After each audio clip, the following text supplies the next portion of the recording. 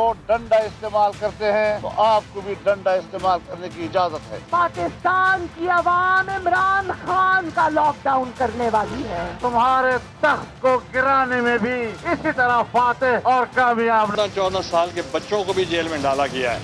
पाकिस्तान के सियासी उफक पर उठती एहतजाजी आवाजें बुलंद से बुलंदतर होती जा रही। हुकूमत और अपोजिशन की कशीदगी बढ़ती जा रही है। हुकूमती पकड़ धकड़ के जवाब में अपोजिशन इत्तेहाद जारहाना हिकमत अमली इख्तियार कर चुका है। फसाद का खदशा बढ़ने लगा है। मामलात बंद गली की तरफ जाते दिखाई दे रहे हैं। मुल्तान में ट्रेलर दिखाने के बाद अपोजिशन जुमे के रोज मुल्क भर में फिल्म दिखाना चाहती।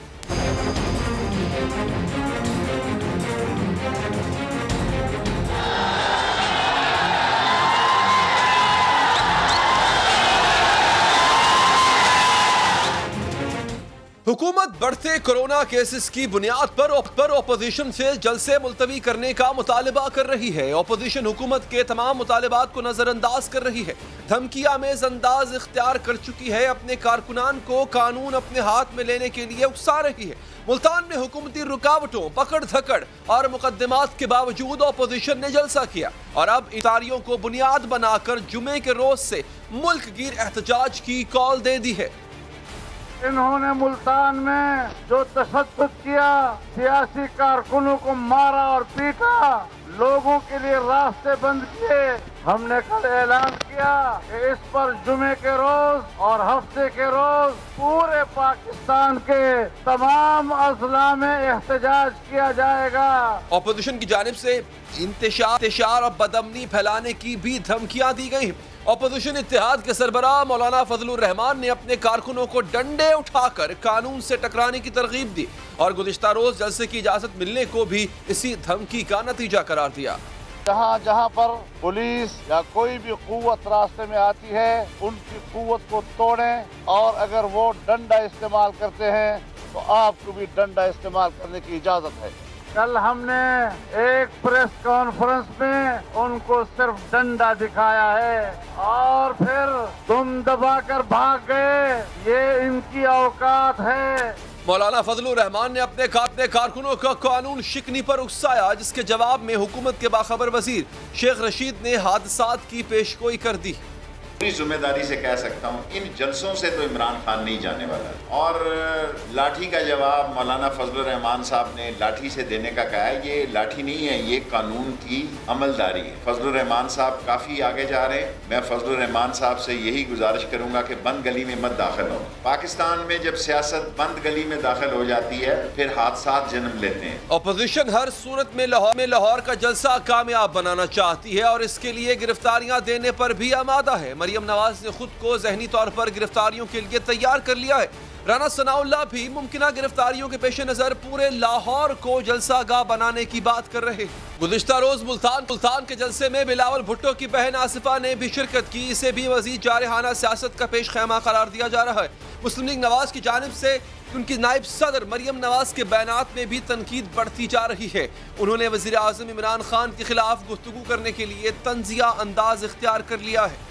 कहते थे कि इमरान खान बंदा ईमानदार है, न्याजी सर्विसेज बनाई टैक्स बचाने के लिए, लेकिन बंदा ईमानदार है। बनी गाला का महल बन गया लेकिन बंदा ईमानदार है। फॉरेन फंडिंग केस के अंदर 6 साल से भागा हुआ है लेकिन बंदा ईमानदार है। साबिक वज़ीर आज़म यूसुफ रजा गिलानी ने भी आज मीडिया से गुफ्तगू में हुकूमत की जानिब से की गई पकड़ धकड़ पर बात की।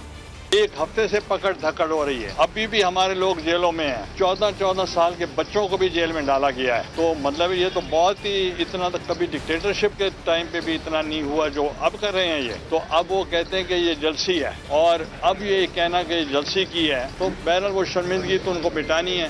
नाज़रीन, हुकूमत की हिकमत अमली भी तज़ब्ज़ुब का शिकार नजर आई। पहले गिरफ्तारियां की गई, फिर खुद ही जलसे की इजाजत दी गई, जिस पर 2 वफाकी वज़रा ने ऑन रिकॉर्ड इस बात का एतराफ़ किया कि इस तमाम मामले को हुकूमत ने दुरुस्त तरीके से हैंडल नहीं किया। रोका है ना किया। मुझे तो खुद हिकमत अमली की कोई समझ नहीं आई, इसलिए तो मैंने आपसे ये कहा कि हिकमत अमली अगर ये थी तो फिर ना हिकमत अमली होना किसे क्या क्या। एक जानिब हर गुजरते दिन अपोजिशन इत्तेहाद का अंदाज जारहाना होता जा रहा है, दूसरी जानिब हुकूमत इस जारहियत की हिद्दत महसूस कर रही है।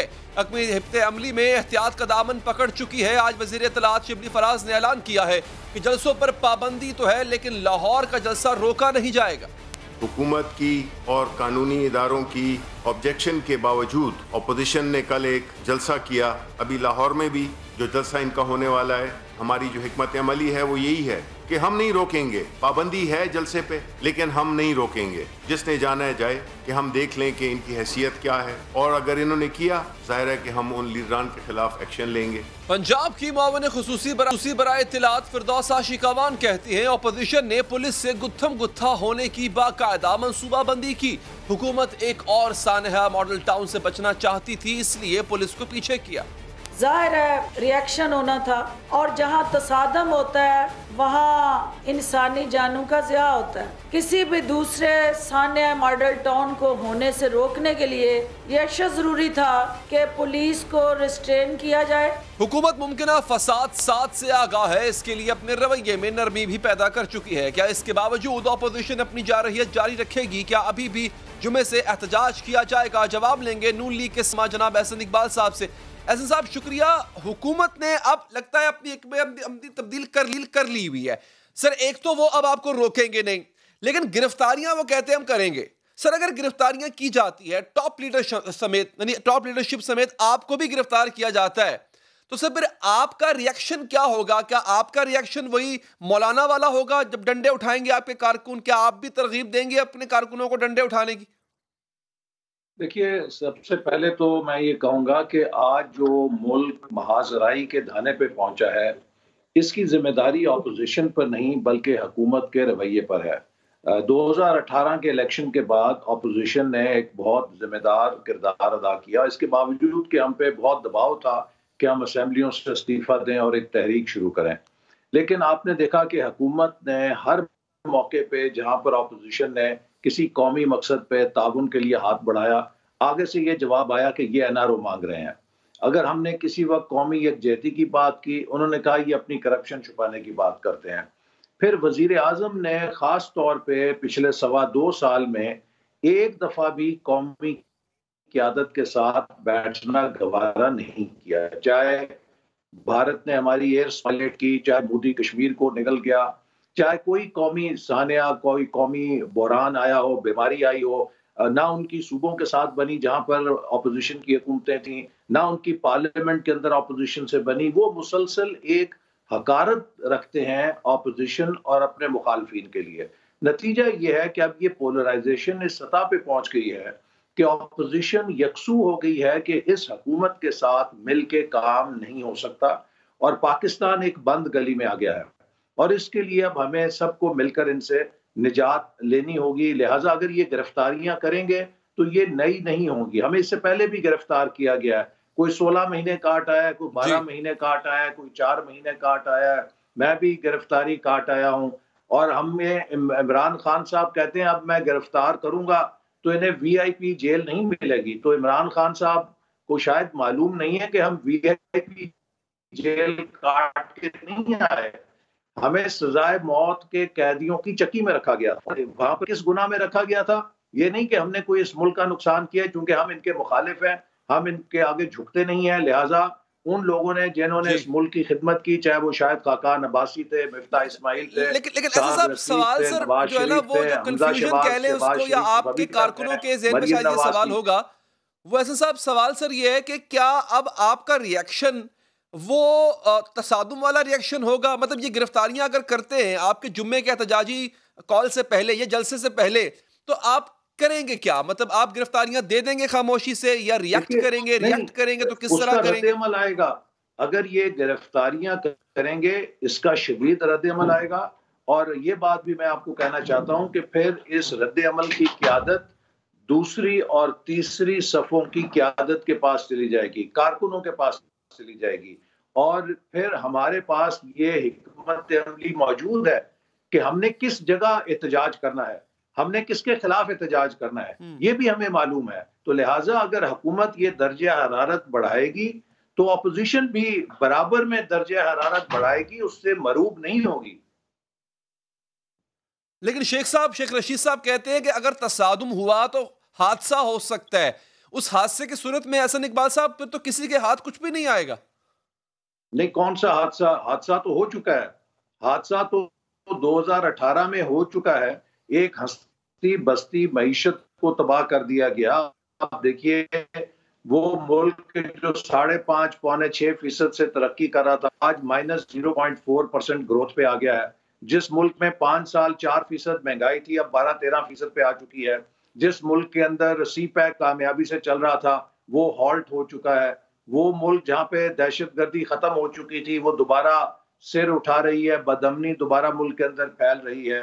वो मुल्क जहाँ पे बैरूनी सरमायाकार लाइनें बना रहे थे कि हम सी पैक में आके सरमायाकारी करना चाहते हैं, अब वो एक बैनुल अक़वामी गदागर बन गया है, जिससे हर दोस्त मुल्क घबराता है करीब आने से। वो मुल्क के जो कश्मीर के मसले को पेश करता था दुनिया के सामने, आज हालत यह है कि हम कश्मीर खो बैठे हैं, खाली हाथ खड़े हैं और दुनिया में कोई हमारी पुकार और आवाज में आवाज मिलाना वाला नहीं। तो हादसा तो हो चुका है, अब हमने इस हादसे से निकलना है। अच्छा, लेकिन सर इस हादसे से निकलने की टाइमिंग पर एतराज किया जा रहा है कि सर कोरोना है, जहां पे आपने 2-2.5 साल इंतजार किया, वह 2-2.5 माह और इंतजार कर लें, ये विंटर सीजन गुजर जाए, कोरोना की लहर जरा थम जाए, तो फिर आप लोगों के मजमा जो है वो इकट्ठा करें। अब आप पे तनकीद ये हो रही है कि आप अपने जलसों की वजह से लोगों की जिंदगी दांव पर लगा रहे। नहीं, देखें, मैं आपको ये कहूंगा अली कि हमारे जलसों की वजह से लोगों की जिंदगी खतरे में नहीं पड़ रही। हमने जो एहतजाजी तहरीक का प्रोग्राम बनाया था, ये कोरोना की इस लहर से बहुत पहले से था। और दूसरी बात यह है कि ऑपोजिशन का जो जलसा होता है, उसका कोरोना के फैलने के स्केल में 0.001 दखल होता है, क्योंकि 22 करोड़ के अवाम के सोसाइटी और इकोनॉमी में बाजार भी खुले हुए हैं, दफ्तर भी खुले हुए हैं, ट्रेनें भी चल रही हैं, बसें भी चल रही हैं और इज्तिमात तमाम हो रहे हैं और हर जगह जिंदगी मामूल के मुताबिक है। जहां पर हुकूमत का फर्ज है कि वो SOPs को नाफिज कराए, कहीं हुकूमत नाम की चीज नजर नहीं आती। तो आपके 22 करोड़ अवाम की जिंदगी तो मामूल के मुताबिक चल रही है। अब हुकूमत के बकौल अगर 2-4 हजार लोग एक जलसे में आ जाते हैं 2 घंटों के लिए, तो उनसे तो कोरोना उस अंदाज में नहीं फैल सकता। आज अगर हम जलसे बंद भी कर दें, तो जो इस वक्त हुकूमत की बद इंतजामी है कि मुल्क के किसी कोने में आपको कोई SOP पे अमल दरामद नजर नहीं आ रहा, किसी बैंक में, दफ्तर में, प्लाजा में, किसी भी जगह पे लोग उसी तरह घुल मिल रहे हैं, तो कोरोना तो उस वजह से फैल रहा है, ऑपोजिशन के जलसों से नहीं फैल रहा। अच्छा, चलें आगे बढ़ते हैं। एहसन साहब, एहसन इकबाल जेल जा सकते हैं और आपने जैसे खुद कहा कि मौत के जो प्रिजनर्स थे उनकी चक्की में रखा गया। शाहिद खान अब्बासी जा सकते हैं, राना सनाउल्लाह जा सकते हैं, मिफ्ता इस्माइल साहब जा सकते हैं, ख्वाजा साद रफीक साहब जेल जा सकते हैं, तो शहबाज शरीफ साहब भी जेल में। तो सर ये शरीफ फैमिली से वाबस्ता जो 9 लोग इस वक्त लंदन में बैठे हुए हैं, इसहाक डार साहब समेत, वो जेल नहीं जा सकते सर? अगर आप जाके अपना स्टांस क्लियर कर सकते हैं और इसहाक डार साहब एक BBC को इंटरव्यू दे के अपनी बात वहां पे क्लियरली कह सकते हैं, तो वही बात तो पाकिस्तान आकर अगर अदालतों के सामने कहें तो नाम क्लियर भी करवा सकते हैं अगर वो बेगुनाह हुए तो। मतलब यहाँ पे आके वो अरशद मलिक जज का फैसला लें। देखिए ना, पाकिस्तान में किस जगह आके वो नाम क्लियर करें। अगर तो यहाँ पर इंसाफ हो रहा हो तो वो जरूर वापस आए और आके ये सारी चीजों का सामना करें। इस वक्त आपको पता है कि राना सनाउल्लाह साहब के साथ क्या हुआ है, किस तरह का मुकदमा उन पर बनाया गया और खुदा की कसमें डाली गई कि जी वो सच्चा है, और बाद में पता लगा कि सब झूठा था। हमारे खिलाफ कैसे झूठे मुकदमे बनाए गए हैं। तो इसलिए इसहाक डार साहब और नवाज शरीफ साहब जो कि इलाज भी करवा रहे हैं, उनको यहाँ पर अपना इलाज छोड़ के इस इंतकामी निज़ाम में झोंकने का मैं तो नहीं समझता कि कोई फायदा है। और नवाज शरीफ साहब को हमारी जमात ने भी यही कहा है कि आप अपनी सेहत के बारे में पहले डॉक्टर से सर्टिफिकेट लें, जब वो आपको फिटनेस सर्टिफिकेट दे फिर आप आए। जेलों से नवाज शरीफ साहब भी नहीं घबराते, वो तो अपनी बीवी को बिस्तर मर्द पे छोड़ के जेल में जाने के लिए बेटी को लेकर आ गए थे। अब्बासी साहब को रिलीफ दिया, जेल से घबरा के इन्हीं अदालतों ने सर राना सनाउल्लाह को रिलीफ दिया। तो सर अगर एहसन इकबाल को रिलीफ मिल सकता है तो क्या इसहाक डार को नहीं मिल सकता? यानी आप समझते हैं कि हाई कोर्ट से लेकर सुप्रीम कोर्ट और लोअर कोर्ट सब कॉम्प्रोमाइज हो चुकी है? 12-12, 14-14 महीने, 8-8 महीने अपनी जिंदगी के जाये करके आपको कौन सर इसके हमें कौन लुटा के देगा? जो हमारी फैमिलीज के साथ किरदार कुशी होती है, जिस पेन से वो गुजरते हैं, जो हमारी डिग्निटी खराब की जाती है। आप मुझे बताइए, वो राजा कमरुल इस्लाम के छोटे छोटे बच्चे थे, वो इलेक्शन कैंपेन में बेचारे फिरते रहे सड़कों के ऊपर, 11 महीने उसको बंद रखा। हाफिज नुमान था, मैं किस किस का नाम लूं, उनके वो कौन लाके देगा वापस महीने? ये कोई मजाक तो नहीं है कि आप पिकनिक पे जा रहे हैं 6 महीने के लिए, 4 महीने के लिए, चलो एक चक्कर लगाएं। ये तो एक ऐसा जुल्म का बाजार इन्होंने किया है। और आप देखिएगा, इसी झूठ की नहुसत की वजह से इनसे हुकूमत नहीं चल रही कि ये जो लोगों पर झूठे इल्जाम लगाते हैं, लोगों को जेलों में बेगुनाह डालते हैं। मैं आपको बताऊं कि एक रात किसी को आप बेगुनाह जेल में डालें, उसका हिसाब नहीं दे सकेंगे आप। ये शख्स तो इंतकाम में अंधा है, जिसका नाम इमरान खान है। अमेरिका जाता है तो वहां सबके सामने जाकर खड़े होके बजाय पाकिस्तान की किसी पॉलिसी पे नाम ले, मैंने शाहिद खान को जेल में डाल दिया। ये तुम्हारा लेवल है। वो अगर खिताब करता है तो मुंह के ऊपर हाथ फेर के उस तरह गुफ्तगू करता है जैसे पान की दुकान पे उबाश नौजवान खड़े होके दूसरे को धमकी देते हैं। तो मेरा मकसद है कि हम किस माहौल के अंदर रह रहे हैं, ये भी तो देखिए ना। जी ठीक, बिल्कुल ठीक। एहसन इकबाल साहब, बहुत बहुत शुक्रिया आपके कीमती वक्त का। नाज़रीन, करते हैं आमदन से जायद असासों के केस में अदालत से मफरूर साबिक वज़ीर ख़जाना इसाक डार ने आज बरतानिया में BBC के शो हॉट टॉक में इंटरव्यू दिया और एंकर की जानिब से सख्त सवालों के इत्मीनान बख्श जवाब न दे सके। लंदन में मौजूद साबिक वज़ीर ख़जाना इसाक डार ने BBC के शो हॉट टॉक में इंटरव्यू दिया। एंकर ने इसाक डार से उनकी और अहले खाना की जायदादों से मुतालिक सवाल किया तो इसाक डार ने सवाल का वाज़ेह जवाब देने में पैसों पेश किया। कहा, तमाम तफसीलात मेरी टैक्स रिटर्न्स में मौजूद हैं। एंकर ने फिर पूछा कि मैं आपकी टैक्स रिटर्न्स नहीं देख रहा और ना ही देख रखी है, अब वैसे बता दें कि आपकी कितनी जायदादें। इसाक डार ने जवाब दिया, सिर्फ एक। फिर कहा, मेरे बच्चों का एक विला भी है। इस पर एंकर ने पूछा, फिर आप पाकिस्तान वापस जाकर केसेस का सामना क्यों नहीं करते? तो इसाक डार कहने लगे, वो बीमार हैं और लंदन में इलाज करा रहे हैं। एंकर ने पूछा, आप तो बरतानिया में 3 साल से हैं, क्या आप अब भी बीमार हैं और पाकिस्तान वापस नहीं जा सकते? इसाक डार ने जवाब दिया, जी देखें तो सही कि पाकिस्तान में हो क्या रहा है। नैब को सियासी मकासद के लिए इस्तेमाल किया जा रहा है। इसाक डार ने फौजी क़यादत पर जमहूरी अमल को कमजोर करने का इल्जाम लगाया। एंकर ने नवाज शरीफ और जनरल ज़िया के ताल्लुक के बारे में सवाल किया और उनके बयानात को मुनाफिकत कहा तो इसाक डार इसे इर्तका का नाम दे रहे थे।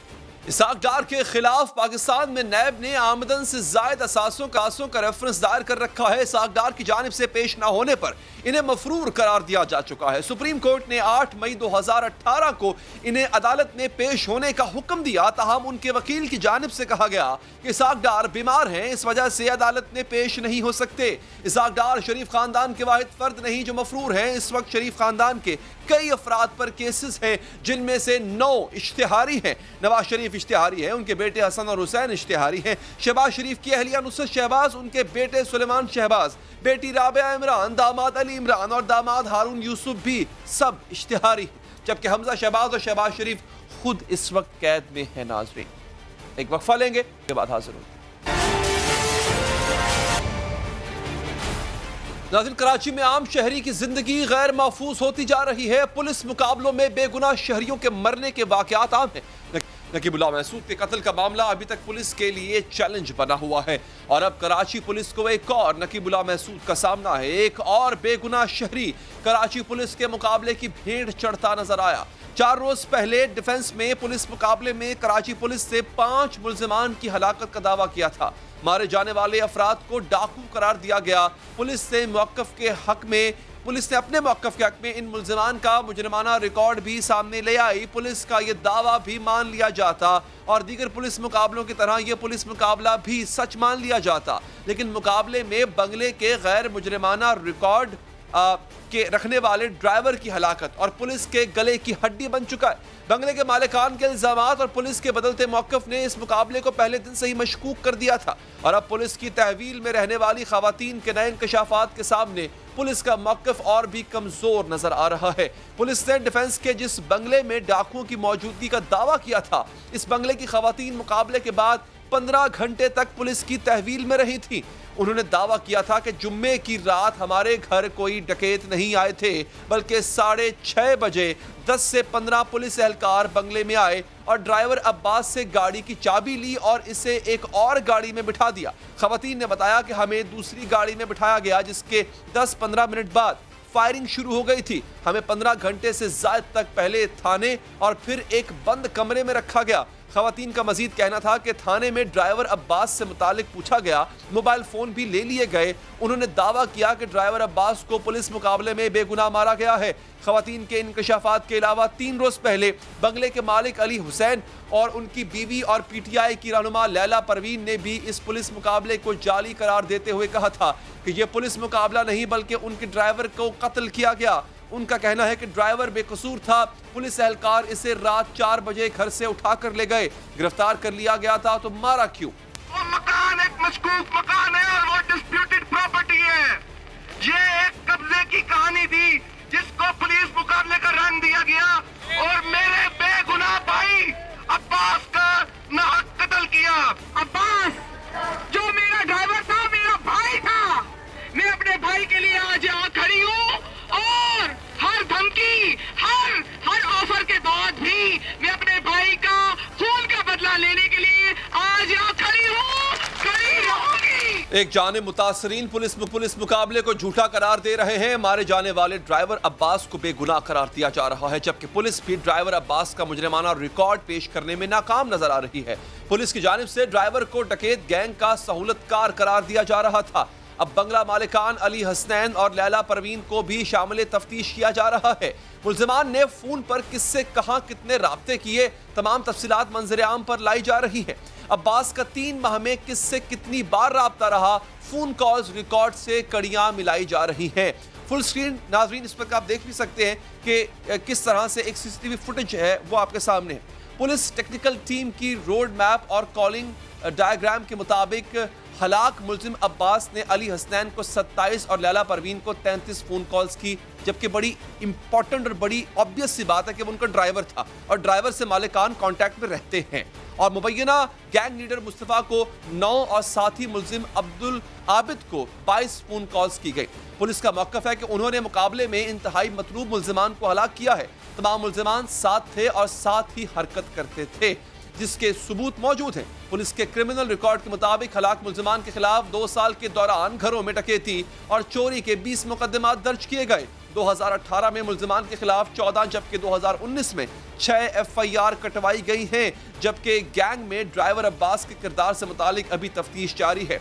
पुलिस जोर लगा रही है कि किसी तरह अब्बास समेत तमाम हलाक शुदगान का मुसद्दिका मुजरिमाना रिकॉर्ड सामने ले आए। बात करेंगे, हमारे साथ डॉक्टर साहिबा ही मौजूद है। डॉक्टर साहिबा शुक्रिया आपके वक्त का।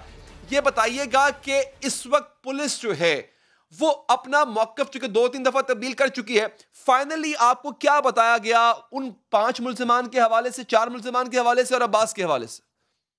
देखिए अभी तक उनका स्टिल, बल्कि उन्होंने अपना स्टेटमेंट थोड़ा इस तरफ या उन्होंने किया या मीडिया वालों ने कि ये बयान के उसमें ये कहा जा रहा है कि लैला परवीन को और जो अली हसनैन हैं उनके हस्बैंड, उनको भी इस तफ्तीश पे शामिल किया जाएगा।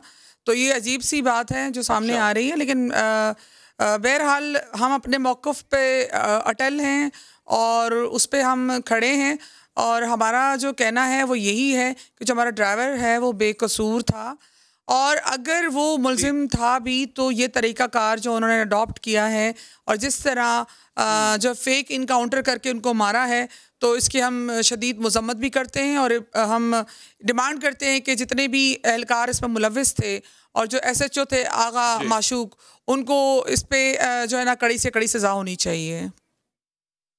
अच्छा डॉक्टर साहब मुझे ये बताइएगा कि ये एक शख्स तो आपका ड्राइवर था, जो बाकी लोग थे वो कौन थे? वो आपके घर में घुसे, पुलिस के आने से पहले घुसे या पुलिस उनको लेकर आई? ये माजरा क्या है? देखिए हमारे घर में कोई भी नहीं आया, जो हमारे घर में लोग मौजूद थे, 4 लोग मौजूद थे, चारों ने जो नेबर हैं उन सब ने गवाही दी है यहाँ पर कि हमारे घर में कोई भी दाखिल नहीं हुआ। अब्बास हमारा ड्राइवर था तो लिहाजा वो हमारे घर में ही सोता था और हमारे घर में रहता था और जो गाड़ी वो मुलविस कहते हैं वो गाड़ी भी मेरी है और मेरे ही घर के बाहर थी। उन्होंने डकैती का जो वक़ुआ है वो भी मेरे घर का बनाया, 60/1 का। ड्राइवर भी मेरा लेके गए, गाड़ी भी मेरी लेके गए। मतलब ये अजीब सा वकूआ उन्होंने बनाया है। हमारे घर में कोई दखल नहीं हुआ। हमारे घर में दाखिल हुए तो पुलिस एहलकार थे जो कि यूनिफॉर्म में भी थे और सिविल ड्रेस में भी थे। इसके अलावा हमारे घर में कोई भी दाखिल नहीं हुआ है। अच्छा ठीक है। अच्छा अब इससे पहले जब इन्होंने पहला वर्जन दिया डॉक्टर साहबा आपको, मतलब जब ये दाखिल हुए तो इन्होंने पुलिस से आते ही पहले क्या कहा? क्योंकि इनके कई वर्जन अब तक तब्दील हो चुके हुए हैं, तो जो पहला वर्जन था जब आपकी पहली इनकाउंटर इनसे हुआ तब इन्होंने क्या कहा था? जी देखिए जी, पहले जो मैंने इनके स्टेटमेंट सुना तो उसमें ये था कि एक घर से हमें कॉल आई है और ख़वातीन को हॉस्टेज बनाया हुआ है। हम वहाँ गए तो वहाँ 5 डाकू थे। वो घर मेरा बताया और जो मेरी सास और नंद मेरे घर पे थी उनको हॉस्टेज बताया, जबकि मेरी सास और नंद को हॉस्टेज पुलिस ने बनाया।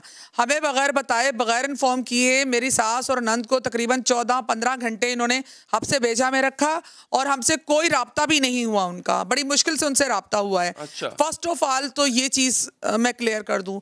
सेकेंड, ये जो बात कर रहे हैं 4 मुजरिमों की, तो ये जो 4 लोग थे मैं जिनको नहीं जानती, लेकिन वो मेरे ड्राइवर के मेरे ख्याल में दोस्त थी, यारी उनके साथ थी, क्योंकि वो एक ही मोहल्ले में रहते थे। एक ही मोहल्ला, हमारा जो घर है उसकी बैक साइड पे एक बैंगलो है, उसके वो चौकीदार थे। तो जाहिर है यहाँ पर आपको पता है कि कम्युनिटी बेस्ड, जैसे वो सराइकी थे तो एक दूसरे से मिलते भी थे और मुलाकातें भी थी उन लोगों की और टेलीफोनिक बातें भी थी। तो ये सब चीज़ें तो होती हैं, लेकिन ये कोई बेस नहीं है कि आप किसी एक को अगर आप कहो कि ये मुल्जिम है, उसका क्रिमिनल रिकॉर्ड है और इस बेस पे उसके जितने दोस्त यार हैं या जिनसे वो टेलीफोनिक बात कर रहा है आप उसको भी इन्वॉल्व करें। फिर उन्होंने कहा कि जी अब्बास जो है हमने बड़ी अहम पेशरफ्त की है और अब्बास की जो रिकॉर्ड निकाला है हमने उसमें CDR में लैला परवीन और अली हसनैन सरगाना से भी उनके 80 दफ़ा राब्ते हुए हैं। तो कितनी मज़ाइका खेज इन्होंने स्टेटमेंट दी है कि अगर राब्ते हुए हैं तो मेरा वो ड्राइवर था तो मुझसे राब्ता भी करेगा, मैं टेलीफोन पे बात भी करूंगी। मैं कबूतर तो नहीं भेजूंगी या वो मुझे कबूतर तो नहीं भेजेगा, तो टेलीफोन पे ही राब्ता होगा। तो राब्ता आप बेस कैसे बना सकते हैं किसी भी क्राइम की? अगर यही बेस है तो फिर मेरा राब्ता, अगर अब्बास, उनका राब्ता अब्बास से हुआ तो वो भी क्रिमिनल थे और अब्बास का राब्ता मुझसे हुआ तो मैं भी क्रिमिनल हूं। तो मेरा राब्ता जो SP से हो रहा है तो जो SP हैं वो भी फिर क्रिमिनल कहलाएंगे मेरे ख्याल से इस बेस पे। अच्छा ठीक है। अच्छा तो डॉक्टर साहब अब मुझे ये बताइएगा इस वक्त सिचुएशन क्या है? क्या पुलिस या पुलिस के आला हुकाम आपकी बात सुन रहे हैं? आपके मौक़िफ़ को वजन दिया जा रहा है? देखें, अभी तक उन्होंने बार बार, हम उनसे एक डिमांड कर रहे हैं, मैंने उनसे कहा कि जी मैं इस बात पे बात नहीं करती, हो सकता है मेरी नॉलेज में ना हो, मेरे ड्राइवर कुछ ऐसी जगह पे नादानी में या अपनी मर्जी से कहीं इन्वॉल्व भी हो सकता है। मुझे एतराज़ आपके तरीक़ेकार पे है कि एक शख्स घर पे सो रहा है, अगर वो मुल्जिम भी है सपोज़, तो आप उसको ले जाके पिछले वाले घर में, जहाँ जो कि एक बंगला है, डिस्प्यूटेड बंगला है, असल कहानी वहाँ की है जहाँ पर 2 पार्टीज़ आपस में उनके क्लैशेस हैं और एक पार्टी ने वहाँ पर अपने लोग बिठाए हुए थे। वो जो 4 बाकी जो लोग थे वो वहाँ उसी बंगले के चौकीदार थे और मेरा ड्राइवर उनके साथ उसकी दोस्ती यारी थी। जब उन्होंने एक वाकया हमारे जो मोहल्ले से जो मुझे चीज़ पता चली है और जो यहाँ पर गार्ड्स ने और मुख्तलिफ लोगों ने बताया है, हमारे तकरीबन 2:30 से लेकर 3 बजे तक फायरिंग हुई है बैक साइड पे, यानी कि जो बंगला जहाँ पर वकूआ हुआ है वहाँ फायरिंग हुई थी। फिर उसके बाद ये 4:30 बजे हमारे घर पे आए हैं, फिर यहाँ से मेरे ड्राइवर को लेकर गए हैं। मेरी सास और नंद को इन्होंने नामालूम मकाम पे मुंतकिल किया और ड्राइवर को लेकर वो पिछले वाले बंगले पे गए हैं और वहाँ जाके थोड़ी देर के बाद वहाँ से भी फायरिंग की आवाज़ आई लोगों को और पता चला कि उन 5 को मार दिया। अच्छा, वो जो जाए वकूआ है वो तकरीबन 10 बाई 10 की एक जगह है, कार पोर्च है, ठीक है। उसमें ये कहते हैं जी इनकाउंटर हुआ है और उसमें 5 मुल्ज़िमान भी थे और तकरीबन 15 से 18 पुलिस एहलकार भी उसी जगह पे थे। पहला सवाल तो मैं ये पूछती हूँ उनसे कि इतनी छोटी जगह पे इनकाउंटर कैसे हो सकता है और इतने सारे लोग कैसे आ सकते हैं? दूसरा सवाल मैंने उनसे ये पूछा कि आप मुझे ये बताइए, इनकाउंटर मीन के आमने सामने फायरिंग का तबादला, वहाँ पर कोई फायरिंग के निशानात नहीं हैं, ना दीवार पे ना गेट पे हैं, ना ही इनके किसी एहलकार को कुछ लगा है। सिर्फ जो गोलियां लगी हैं, जो लोग मरे हैं तो वो मुल्ज़िमान हैं और गोलियां लगी हैं तो सिर्फ उनको लगी हैं। तो ये भी एक हैरत अंगेज़ बात है। मैं ये पूछना चाह रही थी इनसे कि जो बंगला है जो डिस्प्यूटेड है और आगा माशूक साहब ने ये कार्रवाई की है तो वो किस बंगले के किस मालिक के कहने पे की है, क्यों की गई वो कार्रवाई? उसको खाली करवाना अगर मकसूद था तो ये कोई तरीकाकार नहीं था। अगर वो मुल्जिम थे, ठीक है जी, एक एक पल के लिए आप मान ले कि वो मुलजिम थे, तो वो तो जिंदा थे ना, अंदर मौजूद थे, वो कहाँ भाग सकते थे? आप उनको पकड़ के ले जाते। अगर बिल्कुल ठीक है डॉक्टर साहब, आप बिल्कुल समझ सकते हैं आप किस तकलीफ से गुजर रही होंगी। बहुत बहुत शुक्रिया आपके कीमती वक्त का। एक वक्फा लेंगे, वक्फे के बाद सिंध के बच्चों को किस तरह से बेयारो मददगार छोड़ दिया। एक ऐसी बीमारी से वो लड़ रहे हैं और पता नहीं लड़ पाएंगे कि नहीं लड़ पाएंगे, क्योंकि वो अकेले लड़ रहे हैं। बात करेंगे वक्फे के बाद। नाज़रीन, 1.5 साल पहले पाकिस्तान में कोहराम मचा हुआ था। सिंध में HIV के फैलाव ने पूरे मुल्क को तशवीश में मुब्तला कर दिया था। सिंध के इलाके रत्तो डेरों में बड़ी तादाद में मासूम बच्चों के एड्स में मुब्तला होने के इंकशाफात ने पाकिस्तान भर को हिला कर रख दिया। हर तरफ रंजो गम की कैफियत थी। बदतरीन रियासती और इंतजामी गफलत से नन्हे मुन्ने और मासूम चेहरे जानलेवा बीमारी का शिकार हो रहे थे। आज दुनिया भर में इसी एड्स से बचाव का दिन मनाया जा रहा है, लेकिन आज के दिन सिंध के वही बासी जो 1.5 बरस पहले तक खबरों और शह सुर्खियों की जीनत थे, उनको भुला दिया गया। लेकिन अब खबर यह है कि रत्तो डेरों के बदकिस्मत शहरी एड्स की बीमारी से भी बड़ी अजियत में मुब्तला हो रहे हैं। इस बीमारी की वजह से अपने ही लोग इन्हें अपनाने के लिए तैयार नहीं हैं। इनका माशी और समाजी बॉयकॉट किया जा रहा है। अंग्रेजी अखबार डॉन से गुफ्तगू करते हुए HIV के शिकार बच्चों के वालिदैन ने खानदान, दोस्तों और बिरादरी की जानिब से समाजी बॉयकॉट की अजियतनाक दास्तानें बयान की हैं। HIV का शिकार होने वाले एक बच्चे के वालिद का कहना है कि मेरे कबीले के लोग मुझ समेत अहले खाना के साथ बुरा सलूक करते हैं। बुजुर्ग कहते हैं कि हम गंदे लोग हैं। HIV ने मेरे और अहले खाना के लिए चीजों को बदतरीन बना दिया है। मैं मजदूरी के लिए लाड़काना जाया करता था, लेकिन काम नहीं मिल रहा। लोग कोरोना वायरस से ज्यादा HIV से खौफजदा हैं। कई लोग मुझे घर के दरवाजे के करीब खड़े होने की इजाजत नहीं देते। एड्स में मुब्तला एक बच्चे की वालदा ने भी अपना दुख बयान करते हुए बताया कि उनकी पड़ोसी खवातीन अपने बच्चों को मेरे बेटे के साथ खेलने नहीं देती। ये कोई 1-2 मिसालें नहीं नाज़रीन, बल्कि chairman people's party Bilawal Bhutto की नगरी रत्तो डेरो ऐसी अलमनाक कहानियों से भरी पड़ी है। बिलावल भुट्टो सिंध में सेहत की सहूलियात के लिए बड़े ऐलानात करते रहे हैं और अभी चंद रोज पहले गिलगित बल्तिस्तान की इलेक्शन मुहिम में भी सिंध में हेल्थ के शोबे की मिसालें दे रहे थे। हमने कराची में मुफ्त इलाज के लिए हॉस्पिटल्स कायम किए हैं, मगर कराची से लेकर लड़कानों तक ये इदारे बने हैं। लेकिन इनके ऐलानात के बरअक्स बिलावल भुट्टो के अपने ही हल्के में जिंदगी सिसक रही है। हजारों शहरी जानलेवा और मोहलक बीमारी में मुब्तला हो रहे हैं। सिंध एड्स कंट्रोल प्रोग्राम के मुताबिक सिंध में HIV और एड्स के मरीजों की कुल तादाद 57,000 के करीब है, लेकिन हुकूमत सिर्फ 19,000 अफराद को ही रजिस्टर्ड कर सकी है। सिंध एड्स कंट्रोल प्रोग्राम के मुताबिक गुज़िश्ता बरस से लेकर 30 नवंबर तक 1,438 HIV पॉजिटिव सामने आए, जिनमें से 1,076 सिर्फ बच्चे हैं। इस SACP ने तस्दीक की है कि रत्तो डेरों में फैलने वाले इस मर्ज के नतीजे में 34 बच्चे और 4 बड़े अफराद जाँ बहक हो चुके। फूल जैसे मासूम बच्चे हुकूमत की तवज्जो के मुंतज़िर हैं और सबसे अजियतनाक पहलू इनकी दुखी अफराद के साथ मुआशरे की बदसलूकी है। उनको ठुकराया जा रहा है और इससे भी बड़ा अलमिया यह है कि जो कुछ रत्तो डेरों में हुआ है वो एक बड़ी गलती का नतीजा है। गुज़िश्ता बरस बड़ी तादाद में HIV केसेस सामने आने के बाद इंकशाफ हुआ था कि निजी क्लिनिक चलाने वाले डॉक्टर मुजफ्फर घांगरू एक ही सरिंज से कई मरीजों को इंजेक्शन लगाते थे, जिसकी वजह से HIV केसेस में इजाफा हो गया था। इस खबर के बाद इन्हें गिरफ्तार करके केस भी चलाया गया, लेकिन आज तक इसकी इस बदतरीन सूरत हाल का किसी को जिम्मेदार नहीं ठहराया गया। इस हवाले से मजीद बात करेंगे। हमारे साथ मौजूद है सूबाई वजीर जनाब तालपुर साहब। तालपुर साहब, बहुत बहुत शुक्रिया सर आपके कीमती वक्त का। तैमूर तालपुर साहब, मुझे ये बताइएगा सर कि सेहत एक बुनियादी चीज है, लेकिन तालपुर साहब एक ऐसी चीज सिंध में नजरअंदाज रही। हम एक जमाने में थर में सुना करते थे, पता नहीं अब भी क्या सूरत हाल है वहां पे, मेल नरिशमेंट से बच्चे मर जाया करते थे। लेकिन sir this is more serious. Taimur Talpur साहब, एड्स एक ऐसी बीमारी है कि जिसका अब तक इलाज नहीं है। बच्चों को एड्स है, यू कैन इमेजिन कि क्या सफरिंग उनकी होगी। 1.5 साल पहले शोर मचाया था हमने, आज भी शोर ही मचा रहे हैं। सर क्या किया गया इस एड्स को कंट्रोल करने के लिए रत्तो डेरों में? पहले तो अली अजहर भाई, thank you for having me on your show on समा। जब बात करते हैं तो मेरा तो बड़ा मूड है कि मैं आपसे बात करूं घर के बारे में, मैल्न्यूट्रिशन के बारे में हमने क्या किया, उनकी मदर्स के केयर के बारे में क्या किया, क्योंकि आज नेशनल डे ऑन एड्स है, तो I think you stick to, but I would request you to take me on a programme for that specially घर के ऊपर।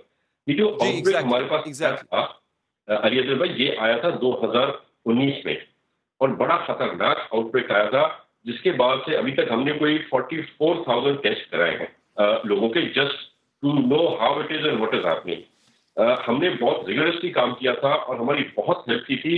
वर्ल्ड हेल्थ ऑर्गेनाइजेशन ने 2 मिशन आए थे उनके WHO के, उन दोनों मिशन ने और सिंध गवर्नमेंट ने हेल्थ डिपार्टमेंट ने मिलकर काम किया था और इन्फेक्शन प्रिवेंशन कंट्रोल प्रैक्टिसेस का हमने वहां से शुरुआत की थी।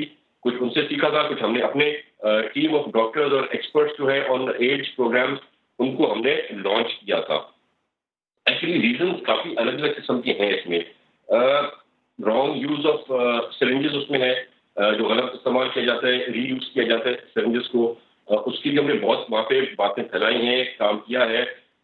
दूसरा प्रॉब्लम आता है वहाँ पे अनरजिस्टर्ड डॉक्टर्स का, क्योंकि वो अनरजिस्टर्ड हैं, किसी जमाने में उन्होंने अपना PhD की, उसके बाद से they been totally lost, they don't know the new practices, how to do, what to do. Quacks का बड़ा मसला है, ये जो होते हैं बेसिकली डिस्पेंसर्स वगैरह होते हैं, पर वो इलाज डॉक्टर्स वाला कर रहे होते हैं। फिर आपकी फेक लाइसेंसेस यूज हो रहे हैं, लाइसेंस किसी और का है और जो यूज कर रहे हैं वो डॉक्टर नहीं है। तो ये बहुत सारी रीजन से सेल ऑफ ब्लड जो ये होते हैं, एडिक्ट होते हैं अलग अलग नशों के, वो अपना ब्लड सेल करते हैं, उसकी ट्रांसफ्यूजन जो है गलत तरीके से होती है, उससे भी ये एड्स फैलता है। फिर आपके सेक्स वर्कर्स का इशू है, जो एक और बड़ा मुश्किल इशू है जिसको हम फेस कर रहे हैं। तो these are basically all the problems. अब इस पर 2 इदारे बहुत तालपुर साहब, देखिए अर्ज ये है कि जो रीजंस है वो साइट करने के लिए मैं बैठा हूँ सर, मैं रीजंस बताता जाऊंगा। देयर आर मेनी रीजंस, आप ठीक कह रहे हैं, but sir being a government person आपका तो है ना सोल्यूशन देना। सर मैं ये जानना चाह रहा हूँ कि 57,000 इफेक्टीज में से अब तक सिर्फ 19,000 रजिस्टर हो पाए हैं, सिर्फ बाकियों का क्या, इनमें बच्चे भी शामिल हैं, इनके लिए किया गया? That's my question. मेरे ख्याल से एक्सपर्ट के ज्यादा बेहतर होता कि आपके व्यूअर्स ये भी देखते कि इश्यूज क्या है और फिर उसके देते रेमेडीज हमने क्या किए हैं। तो हमारा बेसिकली एक सिंध हेल्थ केयर कमीशन है जो विगरसली इस पे काम कर रहा है, और दूसरा हमारा सिंध ब्लड ट्रांसफ्यूजन अथॉरिटी है, वो भी बहुत विगरसली काम करी। अगर हम आपको डिटेल्स दें कि कितने डॉक्टर्स यहाँ पर तो देरो लाड़काना में जो फेक डॉक्टर्स थे, क्वेक्स थे, फेक लाइसेंस थे, उनको हमने ना कि सिर्फ रोका, काम बंद किया, but we arrested them and we launch FIR।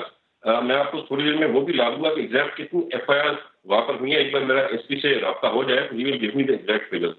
हम उन दोनों चीजों पर काम कर रहे हैं। उसके अलावा नेशनल एड्स कंट्रोल प्रोग्राम है हमारा, गवर्नमेंट ऑफ सिंध का, हेल्थ डिपार्टमेंट का, वो अपने बहुत से अलग अलग चीजों में एक्टिव है। अब इसमें क्या है कि एक की पॉपुलेशन का भी इशू है, जो वल्नरेबल कम्युनिटी कहते हैं, जिसमें सेक्स वर्क और इस किस्म की डिफरेंट चीजें आती हैं, उनके लिए हमारे इसने तालपुर साहब हमारे पास और वक्त होता, बट आपने जो चीजें हमें प्रोवाइड की बहुत बहुत शुक्रिया, उन डिटेल्स का बहुत शुक्रिया। आपका प्रोग्राम का वक्त नाज़रीन यहाँ पर खत्म हो चाहता है, दीजिए इजाजत, अल्लाह निगहबान।